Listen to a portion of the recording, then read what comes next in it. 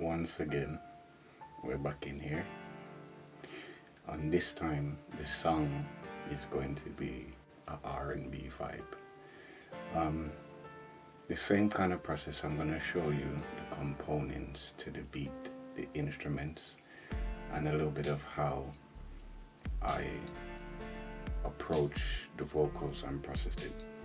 I'm also going to touch on a little bit about frequencies,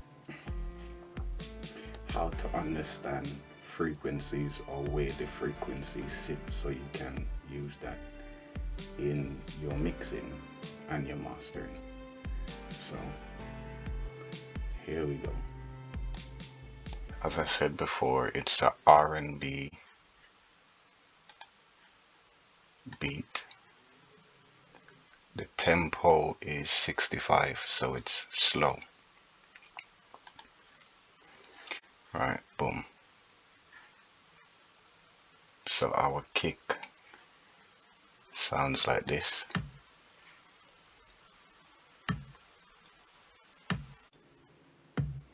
And again, the kick is straight up the middle. You then have closed hi-hats, and it's playing a pattern.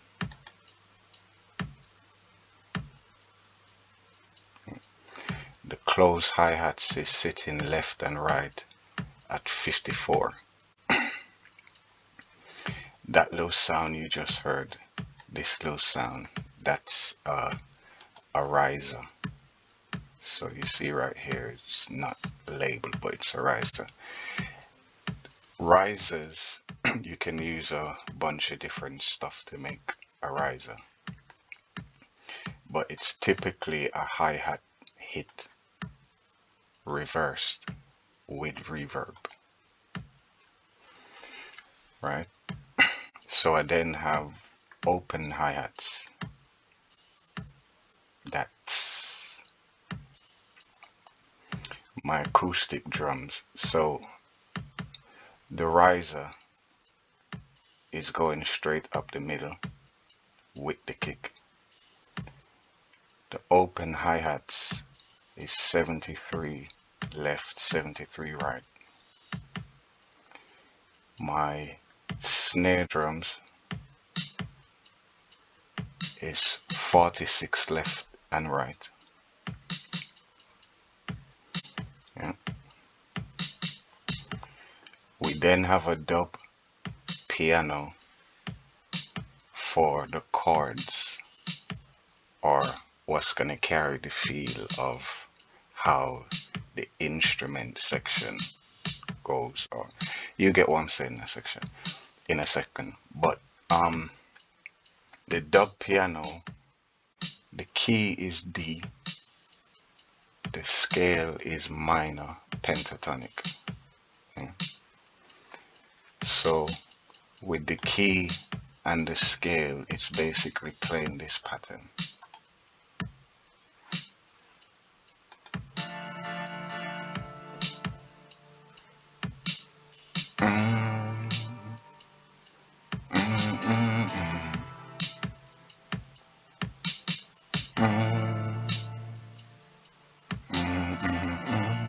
Right, so what I did is, like, you have the drum kit under the bottom, the kick, the da-da-da. The first layer, this dub piano, is playing chords. I then layer another piano, but a normal piano, not a dub piano, and I layer it on top. It's playing the same kind of, it's playing the same key D, and the scale is minor pentatonic, but the pattern is slightly different, and when they come together it sounds like this.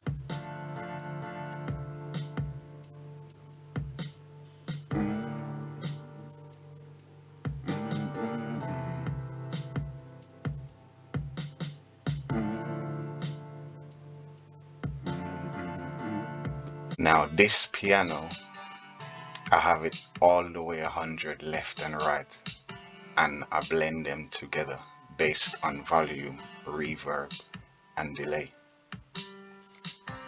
right? Dun, dun. So now I have my bass line, Mars bass. You know what I'm saying? Because now the song, we're about to take off. We're about to go to Mars. You understand? You ready to go on other planets? Let's go. Do, do, do, do, do, do, do. Now that bass or this bass line is sitting at 14 to the right, the left, depending how you want to look at the screen. But yeah, the left. Right, right. Now, so we have a bass line, we have a drum kit, we have two different instruments carrying the chords. Now we're gonna put some more melodies or variation on top. So I add in a violin. Okay? And the violin is sitting at 84 left and right.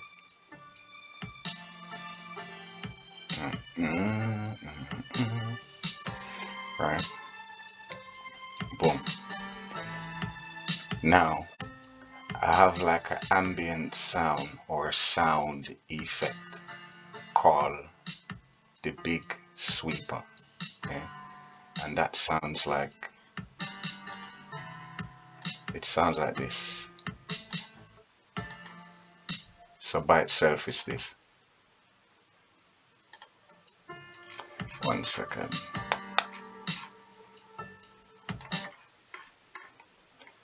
By itself it's this.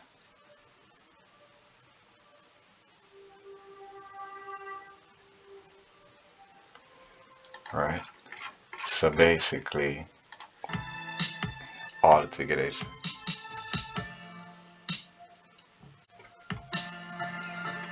right.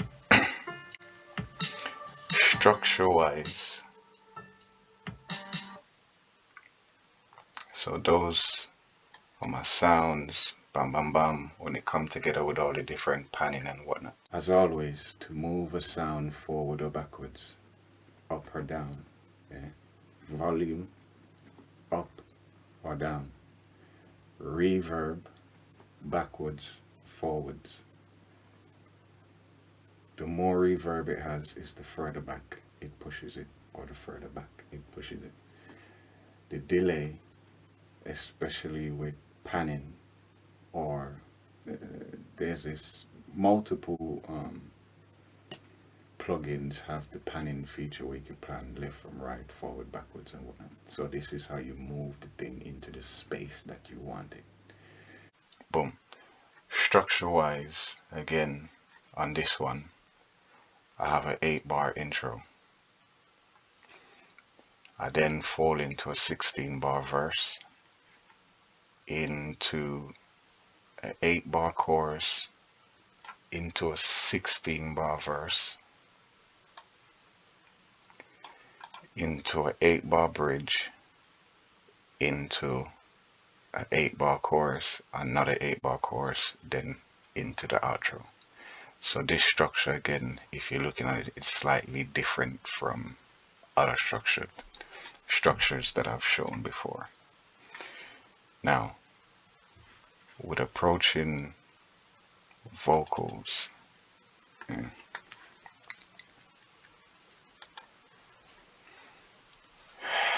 this processing, again, this process is slightly different from how I process the other song. So, to kind of go through this quickly, I'm going to touch on these things over and over and how I'm doing it, so you will get it over time when you stay tuned and hit the subscribe button and check the stuff out, the videos that I constantly post and will be posting.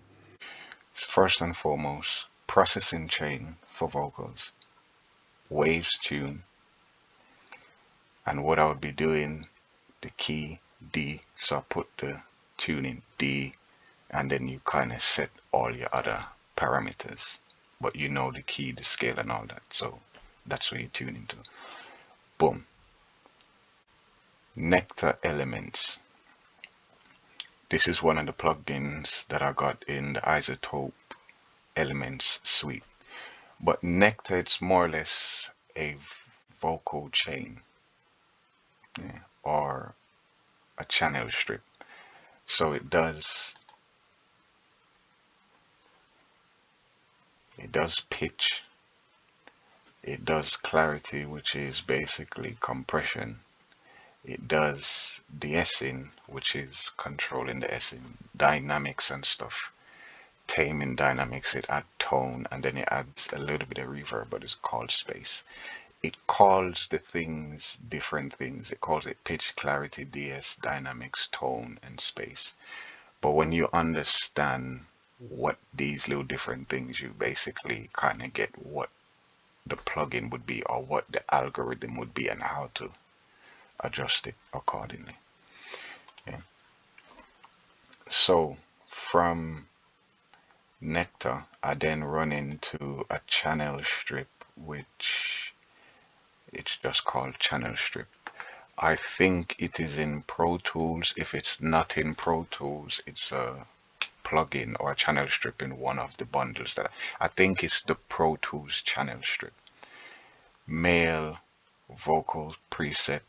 I cut some low end. Yeah, I cut 260 into low end, and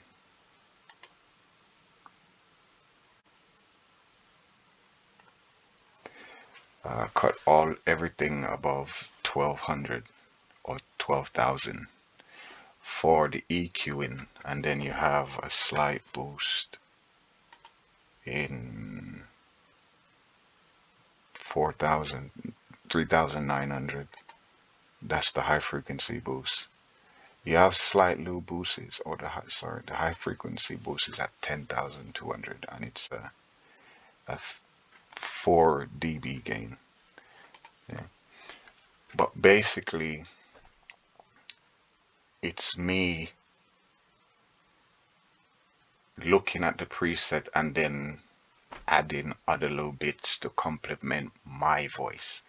So whenever you're recording, mixing, and you're gonna probably run into this fast, the same processing for this person's voice is probably not the same exact processing for this person's voice. Some stuff would have to be slightly different because your voice is different and the tones are gonna be different. We then run into RVox compressor, where on some there's 2 dB, the threshold is -2, some it's 7, some it's 5. Right? All of the vocals have all of the same processing up to that point. Yeah. So our lead vocal, or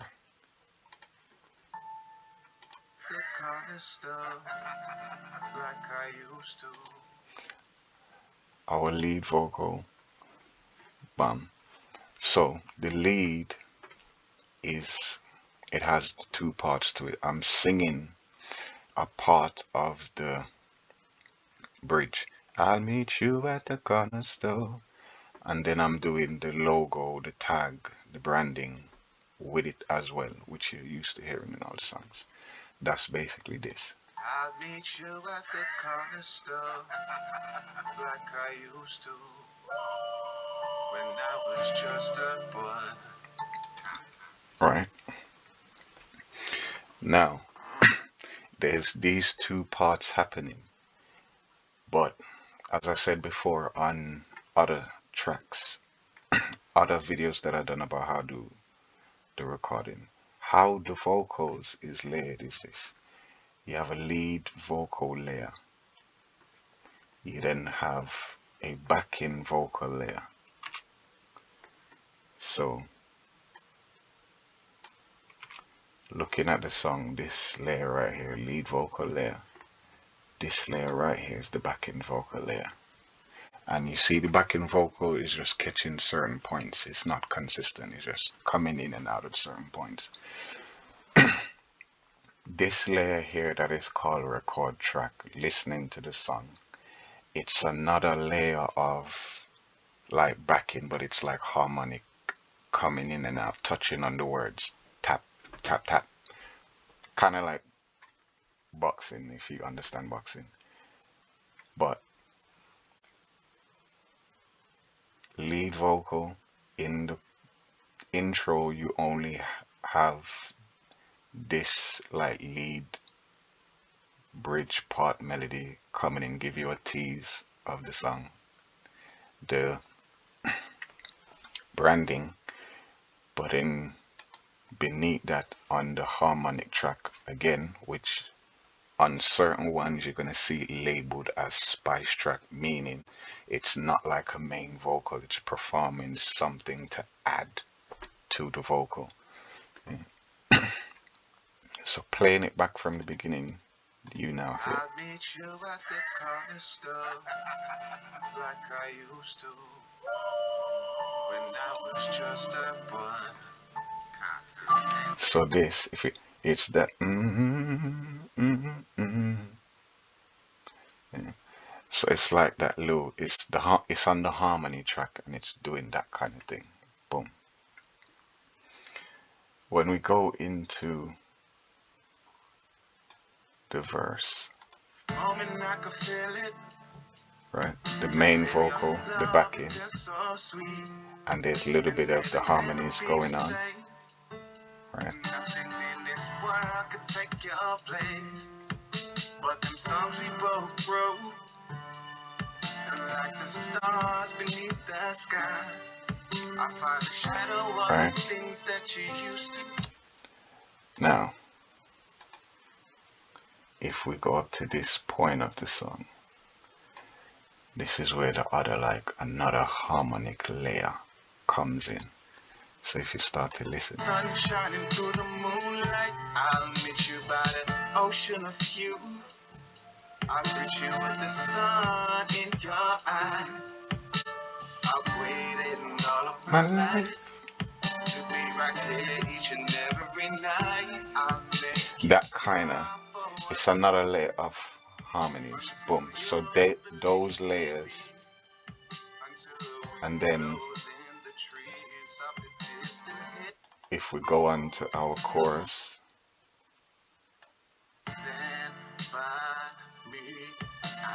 stripping back the chorus down, so you have the main vocal, I'm supposed to do, and the voice itself, it's not high, it's not, it has a lot of bass in it, or a fair amount of bass in it. So you have another layer, chorus, but different texture. The different textures.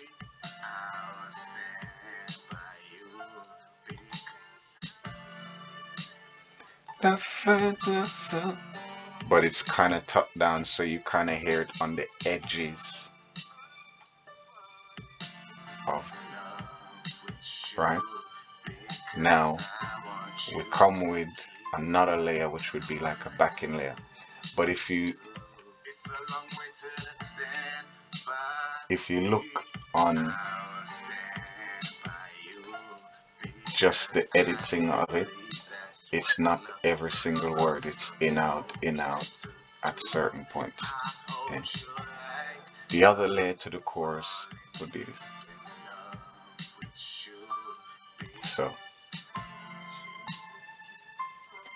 it's there and you will hear it, but it's not dominant enough, or it's not at the point where it's gonna, right? The other harmonic layer is bam.